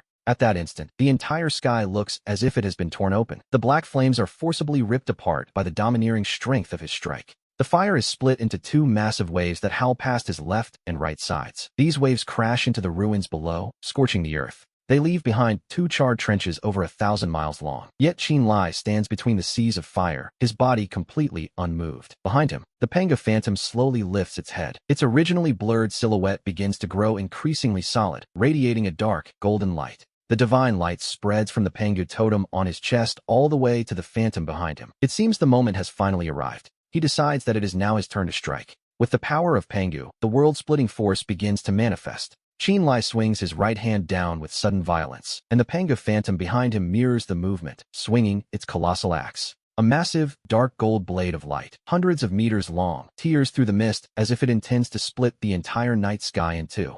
The abyssal ancient dragon senses the danger and feels a surge of shame, but it is already too late. The light slams into its indestructible wings. With a sickening crack, the massive wings shatter instantly. The dragon lets out a deafening wail of agony as its enormous body loses all balance. It falls toward the ground like a meteor. Qinlai gives it no room to breathe, stepping forward and transforming into a streak of dark gold light. He appears above the dragon in an instant, the Pangu phantom moving in perfect sync behind him. He clenches his hand into a fist. The phantom raises its world-splitting axe high with both hands. Below them, the abyssal ancient dragon struggles desperately to lift its head. Its crimson eyes are now filled with pure terror. Qinlai's voice is cold as he commands the beast to shatter, throwing a punch downward. The phantom's axe follows his lead, striking with a thunderous boom. The blow lands squarely on the center of the dragon's head. The terrifying power of the strike pours through the creature's hard skull and into its body. The earth trembles violently on the outskirts of Jiangzhou. A massive crater, dozens of meters deep, is carved into the ground as debris flies into the air. The dragon's enormous frame is buried in the pit. The light in its crimson eyes fades rapidly. Behind Qinlai, the Pangu phantom slowly begins to withdraw its overwhelming presence. The dark gold divine light dissipates bit by bit. He stands at the edge of the crater, the totem on his chest still glowing. The level 5 overlord is finished. The abyssal ancient dragon is dead. The battle ended so quickly that no one watching has even had time to process what they just saw. From the moment he appeared to the final blow of the giant phantom, less than 3 minutes have passed. The black mist clears as the moon emerges. He deactivates his divine form, returning to his normal size and landing steadily on the dragon's massive skull. To be honest, he looks quite calm. He uses his fingers like a blade to cut through the skull, extracting a core the size of a basketball that radiates a dense, black gold light. As he senses the vast, ocean-like power within the level 5 core, Qinlai tucks it into his personal space with a look of quiet satisfaction. Below him, the 100,000 sea beasts lose their king and collapse into chaos, retreating back to the ocean like a receding tide. Jiangzhou is saved. A wave of gratitude, as thunderous as a tsunami, erupts from the people as they cry out, thanking Mr. Qin for saving 3 million lives. The cheers echo through the night sky. Standing atop the dragon's skull with the black gold core in hand, he seems remarkably unmoved by the praise. He doesn't stop to soak in the glory, instead turning toward Lei Zhan and speaking with a calm that borders on the surreal. He tells the commander that if the Order's forces hadn't held the front line against the tide, the city might not have lasted until his arrival. As Lei Zhan pauses in surprise, Qinlai continues, reminding him that this victory wasn't won by a single man, but by everyone involved. He notes that the soldiers who fell on the front lines also saved this city. Lei Zhan's eyes redden, and the officers behind him bow their heads. After stowing the core away, he advises them to move survivors and repair the defenses quickly, as the retreat of the sea beasts is only temporary. He warns that the true disaster is still to come. Lei Zhan assures him that the Order will do everything in its power to keep Jiangzhou stable. Qinlai tells them to contact him immediately if another level 5 beast appears, promising to handle the high-level threats himself. Without further delay, a flash of black gold light erupts from his back, and he streaks through the air toward the black stone house as the gates slam shut.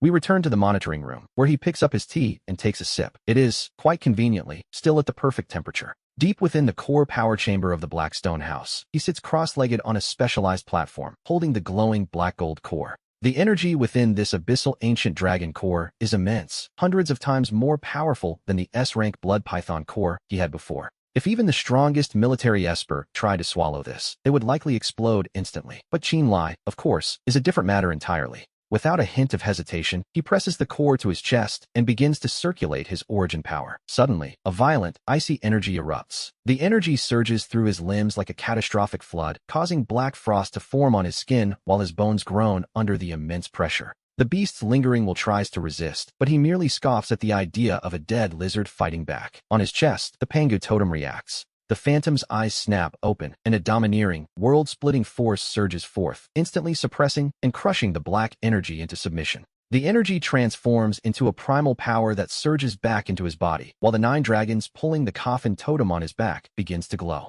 The 9 black dragons seem to flow beneath his skin, and the first crimson chain on that ancient black coffin begins to tremble violently. A faint cracking sound echoes in the depths of his soul. Then, with a sudden snap, the first crimson chain finally breaks. An indescribable flood of black gold energy pours from the coffin. Before his eyes, a vision of an endless, suffocating darkness appears. In the deepest part of that void, the ancient black coffin creaks open just a sliver, and a surge of gray information rushes into his mind. The first lock of the 9 dragons pulling the coffin has been released, granting him a new, terrifying ability, the Coffin Devourer. This power refines and feeds his physical body, his personal space, and his 4 forbidden totems. In other words, the more he hunts, the stronger he becomes. As the abyssal dragon core is fully refined, his physical realm naturally breaks through to the peak of level 5. His personal space expands once more, but at the edge of that vast expanse, a region of pitch-black darkness suddenly emerges. It is a silent, dead, and unfathomable area that feels like the domain of the black coffin itself. He has a lingering premonition about this place.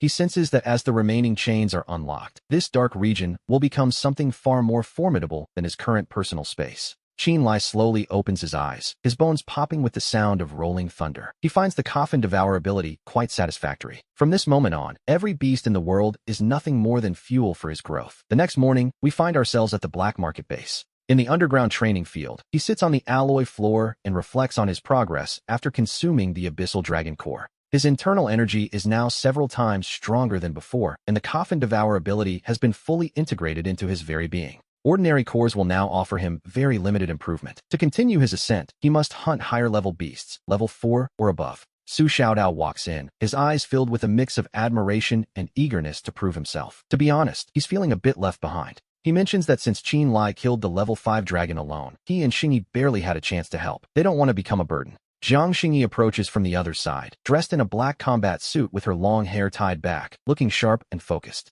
With a rare look of determination, she admits she also needs real combat, as relying solely on cores to level up simply isn't enough. Without mastering true power, they would never survive. Qin watches them and nods, as this is exactly what he intended to say. Su Xiaodao's Erling Shun and Neza totems are both top-tier combat spirits. Meanwhile, Jiang Xingyi's Nine Heavens Maiden is an even more versatile force on the battlefield. She possesses high-level coordination for both offense and defense. Their potential is immense, but in this world, potential does not equal combat power. True experts are forged in the mountains of slaughtered beasts. Qin stands up and decides it's time to head out. Xiaodao's eyes light up, wondering where they are going. He taps the screen to open the military's shared map of the Jiangzhou area. Dense clusters of red dots are scattered across the city ruins and suburban forests. Among them, an industrial park in the southern suburbs of Jiangzhou glows with the most piercing red light. It is a sight that would give anyone pause. The military has marked it as a high-risk zone, suspected to be a level 4 beast nest. Qin points directly at that area, the south suburb industrial park. After the sea beasts retreated last night, a swarm of mutant beasts took over. Military drones captured footage showing at least 3 level 4 beasts inside. There are also a massive number of level 2 and level 3 beasts. Xiaodao grins, thinking it's a perfect spot. Plenty of monsters means plenty of experience. Xingyi looks at the map and calmly notes that the south suburb industrial park isn't far from the North District military camp. If the beasts there continue to spread, they will eventually threaten the evacuation routes for the survivors. It is a ticking time bomb, really. So, this trip serves 2 purposes. They get their training and help the military clear a hidden danger. Qin dials Lei Zhan's communication line. The screen flickers to life, showing Lei Zhan. He looks a bit more relaxed than he did last night, though the exhaustion still lingers deep in his eyes. He asks if Mr. Qin needs any military cooperation. Qin gets straight to the point, mentioning his plan to clear the south suburb industrial park. He informs him that he's heading to the level 4 nest. Lei Zhan is stunned for a moment, but his expression quickly shifts to one of intense focus. He explains that the area is exactly where they were about to request reinforcements. The park contains a large number of chemical warehouses. If the beasts destroy them, the resulting toxic gas would drift toward the North District camp. To be honest, that would be a total catastrophe. If Qin is willing to take action, the military can immediately provide real-time drone reconnaissance and a full regional lockdown. Qin agrees to let them handle the perimeter, but insists they stay out of the interior. He is taking Xiaodao and Xingyi in to sharpen their skills. Lei Zhan understands perfectly. The military will establish a quarantine line on the outskirts to ensure no beasts manage to escape the slaughter. Lei Zhan urges Mr. Qin to be extremely careful, but Qin simply notes that it's the beasts who should be worried. 10 minutes later, they are ready. The side gate of the Blackstone base slowly creaks open, and a modified black heavy-duty off-road vehicle rolls out from the underground garage. The chassis is covered in bulletproof armor, the tires are fitted with alloy anti-skid teeth, and a machine gun is mounted on the roof. Quite the ride. Xiaodao sits in the passenger seat, rubbing his hands in excitement, while Jiang Xingyi sits in the back, the phantom of her Xiantian sword flickering. Qin takes the driver's seat. To be honest, he seems the most composed of the 3 as they prepare to face the unknown. The morning mist hasn't fully cleared yet, revealing abandoned cars gnawed by beasts along the road. Occasionally, low-level creatures emerge from the shadows. Before they can even get close, the roof-mounted machine gun shreds them to pieces. Half an hour later, the south suburb industrial park appears before us. The once brightly lit modern park has been completely transformed into a monster's nest. It is a grim sight, to say the least. Factories have collapsed, pipes are twisted, and the air is thick with the pungent smell of chemicals. Xiaodao pushes the door open and jumps out. He asks Brother Lai how they should handle the attack. Qin gazes deep into the heart of the industrial park, weighing their options. He looks at the 2 of them and sets the ground rules for this little excursion. The level 2 and level 3 beasts are entirely their responsibility. As for the level 4 beasts, he will only provide support. Unless their lives are in immediate danger, he won't lift a finger to help. Xiaodao grins, as this is exactly what he wanted. As the words fall, the Erlang Shin totem on his right arm suddenly begins to glow. A phantom of the armored, blade-wielding deity slowly emerges behind him. Xiaodao prepares to activate his most potent ability, the Heavenly Eye. A golden light flashes on his forehead as the phantom eye slowly opens. Suddenly, the world around him becomes incredibly clear. He sees the movement paths of two mutant armored rhinos, the gaps in their scales, the contraction of their muscles, and their abdominal weaknesses. Everything is captured by the Heavenly Eye. Having found their flaws, he grips his three-pointed double-edged blade and prepares to strike. He stomps the ground, causing it to crack like a spiderweb, and Xiaodao shoots forward like an arrow released from a bow. He instantly closes in on the side of the first armored rhino, raising his blade high as golden light explodes from the edge. The blade falls with a deafening metallic crash. Xiaodao's expression shifts slightly. Although the strike was precise, the beast's hide is incredibly tough. The blade struck the gap in the armored rhino's scales precisely, yet it didn't shatter the defense as he had expected. These scales were far tougher than they looked. The blade only sank half an inch before being firmly wedged by the hard bone armor. This was bad. The first armored rhino didn't wait for him to recover. It spun around violently, its thick tail whistling through the air as it swept toward him. Xiaodao couldn't pull his blade free in time and had to let go. He retreated, but the massive tail brushed against his chest. Even a glancing blow from such a beast was enough to send him flying backward through the air. He slammed heavily into an abandoned tanker truck, the metal caving in with a loud crash. Xiaodao let out a muffled groan as a trickle of blood escaped his lips. He noted with a grimace that the creature was surprisingly sturdy. We see Qin Lai standing at a distance, making no move to intervene as the battle unfolds. Jiang Xingyi instinctively looked toward Qin Lai, but he remained perfectly calm, noting that the boy wouldn't die and needed to handle this himself. Xiaodao jumped down. He wiped the blood from his mouth, the excitement in his eyes burning even brighter than before. That strike had some real power behind it. The rhino let out a low growl. Its limbs suddenly glowed with power as its massive body charged like an armored tank, while another ironclad rhino closed in from the side. They were attempting to pin him down, attacking from the left and right in a coordinated pincer movement. Xiaodao stood his ground this time. He didn't rush in blindly again. The golden light of the Heavenly Eye on his forehead grew even brighter, and the world seemed to slow down before him. Every step the rhinos took, every shift of their scales, and every muscle contraction was captured with perfect clarity by his divine sight. As the first rhino reached him, its massive jaws snapped open with a foul, bloody stench. Xiaodao leaned back sharply, narrowly avoiding the bite. It was a dangerously close call, but he managed to dodge. At the same time, he kicked off the ground, sliding beneath the rhino's jaw into the shadows of its belly. The Heavenly Eye locked onto the third soft plate of the abdomen, the exact location of the heart. It was time for a decisive strike to end this. Xiaodao let out a fierce roar as the phantom of the deity behind him mirrored his movements, thrusting the three-pointed blade upward with immense force. The blade finally pierced through the soft armor, burying itself deep into the rhino's belly. The creature let out a piercing, agonizing scream of pain. Its massive body thrashed wildly, but Xiaodao gripped the handle with both arms, putting his full weight into the upward thrust to finish the job. A massive wound was torn open across the first rhino's abdomen, and its enormous body collapsed heavily to the ground. One down, one to go. But before Xiaodao could even catch his breath, the second armored rhino was already charging at his back. It didn't aim for a direct strike just yet.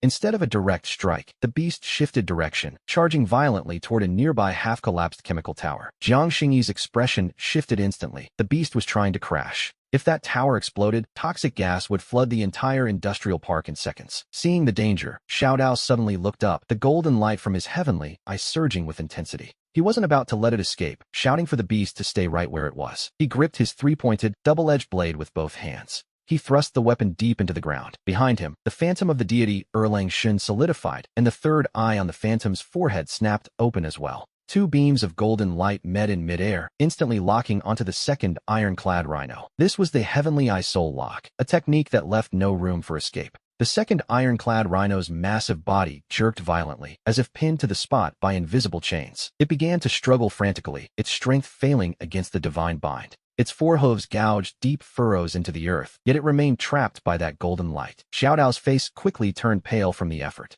This move was clearly draining his energy at an alarming rate. However, his eyes remained terrifyingly bright with excitement as he slowly lifted his head. He broke into a wide grin, declaring that this next strike would be the creature's end. High above, the black mist was forcibly torn apart by a golden radiance. A massive, spectral image of the three-pointed blade emerged from the clouds. It was a sight to behold, appearing as if the heavens themselves were intervening. The blade stretched dozens of meters long, shimmering with a sharp, celestial authority. The air in the industrial park seemed to freeze under the weight of its presence. Xiao Dao pulled his own blade from the ground and swung it down toward the trapped ironclad rhino with everything he had. It was the saint's heavenly strike. In the next heartbeat, the colossal blade in the sky came crashing down. The golden shadow descended like a judgment from above, striking the rhino's head with absolute force. The thick black armor shattered instantly. The massive beast was driven deep into the earth by the sheer pressure of the divine energy. The ground exploded, creating a crater dozens of meters long as debris flew into the air and dust billowed. As the golden light faded, we see the result.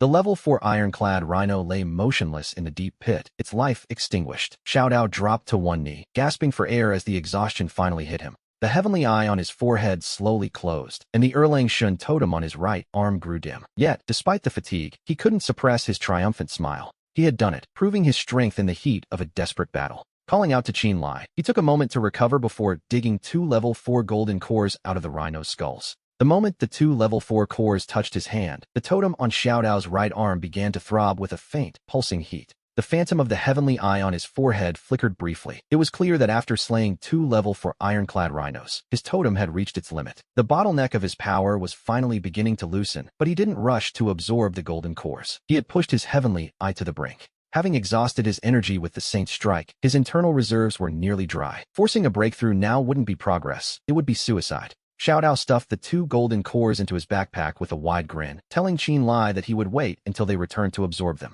Qin Lai nodded in agreement. But just then, a sharp, piercing shriek echoed from deep within the industrial park as a half-collapsed factory building exploded. A wave of dark green toxic mist surged out like a tide, and a toxic mist queen, nearly the size of a freight truck, crawled slowly from the ruins. Her 8 legs were like sharpened spears, and her abdomen constantly spewed corrosive venom. It was a sight that would make anyone reconsider their career choices. Wherever she passed, the steel pipes hissed and dissolved under her touch. As the level 4 toxic mist queen approached, Xiao Dao prepared to step forward. However, Qin Lai raised a hand to stop him, deciding this one belonged to Jiang Xingyi. Xiao Dao paused as Xingyi gripped the Xiantian divine sword. His 9 heavens mystic maiden totem was the perfect counter to toxic mist and corruption. This beast was exactly the opponent he needed to trigger his own breakthrough. With a cold, calm voice, Xingyi told the others to leave it to him. The toxic mist queen locked all 8 of her crimson eyes onto him instantly. In the next second, the queen's abdomen convulsed violently as she prepared to launch her primary attack. A boom echoed as the mystic maiden's pure jade domain expanded outward from Xingyi, creating a translucent white sanctuary against the encroaching rot. The moment the toxic mist hit the domain, it hissed and dissolved, purified into harmless white smoke. But the queen had more than just poison in her arsenal. She slammed her 8 legs into the ground. Suddenly, dozens of venom-soaked silk threads erupted from the ruins like high-speed projectiles. The webs lunged at Jiang Xingyi from every direction. He swung his sword to sever the threads in front of him, but the assault was relentless. More silk shot in from his flank. One thread grazed his forearm, instantly corroding his combat suit and leaving a jagged tear in the fabric. His skin began to turn a faint, sickly shade of black. Xiao Dao's expression darkened with worry, but Xingyi didn't even look back. He pressed his left hand over the wound as his totem glowed with a soft white light, forcing the toxins out. He calmly assured the others he was fine. He looked at the toxic mist queen with even colder eyes, realizing she wasn't just spraying poison. She was using the silk to lay a trap. Qin Lai nodded slightly, realizing that Jiang Xingyi's combat talent was even better than he had imagined as the toxic mist queen retreated back into the ruins. Within the wreckage, a massive amount of spider silk began to glow with an eerie green light. In a remarkably short time, she had turned the entire factory into a trap. It was a web of poison where a single wrong step would mean certain entanglement, but Xingyi simply closed his eyes as the 9 heavens mystic maiden totem appeared. At this moment, he didn't rush to strike, choosing instead to compress his purification domain into a tight 3-meter radius around his body. The domain was smaller now, but its purifying intensity was explosive. As he took a step forward, the glowing silk beneath his feet was instantly incinerated. With a second step and then a third, every place his foot landed saw the poisonous web purified into a clean, white circle. It was quite a methodical approach. Using the moonglide step, Xingyi's figure suddenly became ethereal, moving through the toxic web like a stray beam of moonlight. We see the queen's frustration growing. Her 8 eyes spun frantically, yet she remained unable to track his true position. In the next second, the queen lunged upward and backflipped through the air. She spat out a concentrated ball of venom so dense it was nearly liquid, hissing with a corrosive sound that seemed to eat the very air as it fell. Xingyi snapped his eyes open as the Xiantian divine sword erupted with a blinding light, unleashing a mystic light burst in one clean, white arc. The sword light sliced the venom ball right down the middle, sending the liquid crashing into 2 deep, smoking pits on either side of him. By then, Xingyi had already passed through the toxic rain to appear directly beneath the toxic mist queen, gripping his sword with both hands. He channeled every ounce of purification energy into the very edge of his blade, until it seemed the entire world contained nothing but that single white light. With the nine heavens gaze, the sword light soared upward, piercing through the massive body of the toxic mist queen with surgical precision. She let out a series of shrill, muffled cries as her 8 legs convulsed violently, but the purification power was already spreading through her wounds. It instantly incinerated her internal poison sacs, and the queen crashed heavily to the ground. To be honest, she never stood a chance once he got close. The dark green mist tried to spread, but the Mystic Maiden's domain suppressed it entirely. The level 4 toxic mist queen was dead. A dark green golden core rolled out from the creature's skull, and as Xingyi leaned down to pick it up, a flash of white light purified its surface. The moment the core touched his hand, the Nine Heavens Mystic Maiden behind him trembled slightly, sensing the immense power within the dark green sphere. Because this was the core of a toxic mist queen, it was heavily saturated with corruption, making any attempt to absorb it a very dangerous gamble. The backlash could cause severe injury or even pollute his totem. He tucked the core away and looked up at Qinlai, who gave a reassuring nod. Qinlai told him to keep it for now, promising to filter out the lingering pollution once they returned. Xingyi nodded softly in agreement, while Su Xiaodao watched, stunned. Xiaodao couldn't help but exclaim that Xingyi's sword strike was even more impressive than his own. As Xingyi sheathed the Xiantian divine sword, he remained humble. He simply remarked that every technique has its own purpose. Xiaodao immediately grinned, agreeing that such was definitely the case. Qinlai stepped forward, looking between the two of them, and asked if they understood where their recent performances had fallen short. He pointed out that the armored rhino had immense defense. Because Xiaodao struck with full force without testing it first, his blade ended up stuck.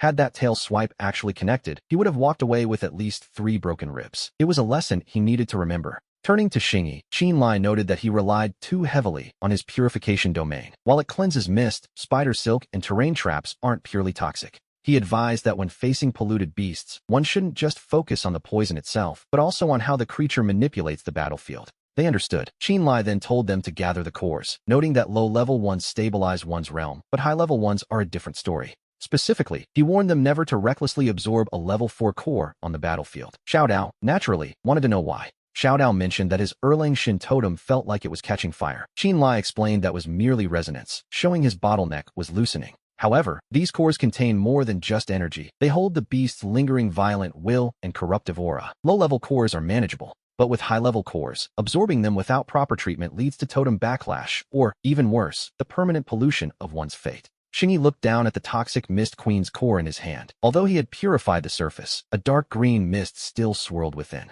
He quickly grasped Qinlai's meaning. The core required a thorough filtering process before it could be safely used. Qinlai promised that once they were back, he would use his own methods to strip away the violent will and the corruptive aura for them. Only by leaving the purest totem energy behind could they ensure a stable breakthrough. Soon, we see them finishing their sweep of the industrial park. They collected hundreds of low-level cores and over 20 level 3 cores. It was quite a haul for a single afternoon's work. Among them were 3 level 4 cores. The queen's core went to Xingyi, while the 2 from the armored rhinos were set aside for the others. The level 4 core went to Su Xiaodao. Just then, a video call from Lei Zhan flickered to life, showing drone footage of the industrial park. Looking at the cleared park, he let out a visible sigh of relief. He thanked Mr. Qin, noting the beast nest in the south was officially neutralized. The chemical pollution risk to the North District camp was gone, and he thanked the 3 of them. Qinlai simply gave a small nod. He mentioned he also needed to take his companions out for real combat to level up. Lei Zhan paused, then gave a wry, slightly bitter smile. He told Mr. Qin he must be joking. To the military, that place was a high-risk death trap. Qinlai glanced over at Xiaodao and Xingyi.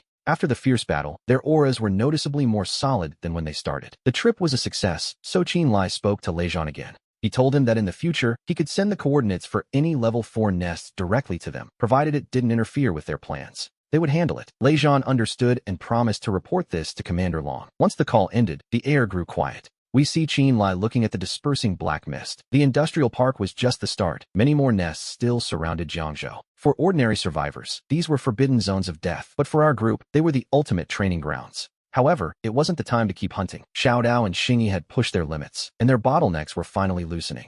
It was time to turn those cores into true power. Back at the Blackstone base, Qinlai raised his right hand to begin the process. The 9 dragons' coffin on his back grew warm as his devouring technique activated. A dark phantom flickered behind him for a brief moment. Wisps of black mist were drawn out from the 3 level 4 cores. This was the lingering pollution and the violent will of the beasts. If an ordinary awakened tried to absorb these directly, they would have to endure the mental assault through sheer willpower alone. Survive, and your strength grows. Fail, and your totem backlashes. But to the Nine Dragons' coffin, this pollution was merely nourishment. The dark coffin shuddered slightly, swallowing the impurities whole. The 3 remaining cores now glowed with a much purer light. He handed the 2 armored rhino cores to Xiao Dao and gave the toxic Mist Queen's core to Xingyi. It was time for the breakthrough. Xiao Dao took his with a wide grin, thanking Brother Lai, while Xingyi offered his own quiet thanks. They were ready. A second later, both began absorbing the energy. Xiao Dao was the first to erupt, the Erlang Shin totem on his right arm glowing fiercely. The Erlang Shin totem seemed to come alive as a tiny crack opened in the center of Xiao Dao's forehead, revealing a golden light of destruction. A phantom of the celestial eye slowly opened, and behind him, the armored image of the god grew more solid. Meanwhile, Xingyi's transformation was even more striking. The toxic energy from the queen's core was being purified and absorbed bit by his 9 heavens maiden totem. The dark green energy turned into wisps of pure white light as it entered his body. To be honest, it was a beautiful sight for such a dangerous process. 6 wings of white energy unfurled behind him, and a divine sword radiating a bone-chilling frost began to manifest in his hands. Half an hour later, their combined auras surged violently. Xiao Dao was the first to open his eyes as his power climbed through the ranks of level 4. He shot past the early and middle stages, finally coming to a halt at the very peak of level 4. Xingyi's aura was also climbing steadily. The image of the 9 heavens maiden became fully realized, and he too reached the peak of level 4. Xiao Dao, unable to contain himself, punched the ground in excitement. The impact echoed through the base. Yes, he was definitely feeling the upgrade. As the dust settled, Xingyi opened his eyes. He wasn't quite as loud as Xiao Dao, but a clear flash of joy remained in his gaze. His purification domain had expanded threefold. If they encountered large-scale toxic mist or mental pollution again, he would be ready. He could now maintain a massive safe zone for the team. Qin Lai gave a satisfied nod, but just then, another call from Lei Zhan flickered onto the screen. We see Lei Zhan looking at the 3 of them with a shock he couldn't quite hide. He addressed Mr. Qin with newfound respect. He confirmed that the high-risk nest in the industrial park was officially cleared, which had significantly relieved the pressure on the North District camp. Commander Long had personally asked him to convey his gratitude. Once the call ended, Xiao Dao stretched his arms lazily. He asked if they were heading out to hunt more monsters tomorrow. Qin Lai looked at the national emergency alerts constantly refreshing on the screen. He spoke calmly, noting that Jiangzhou was stable for now. It was time to look toward the other war zones.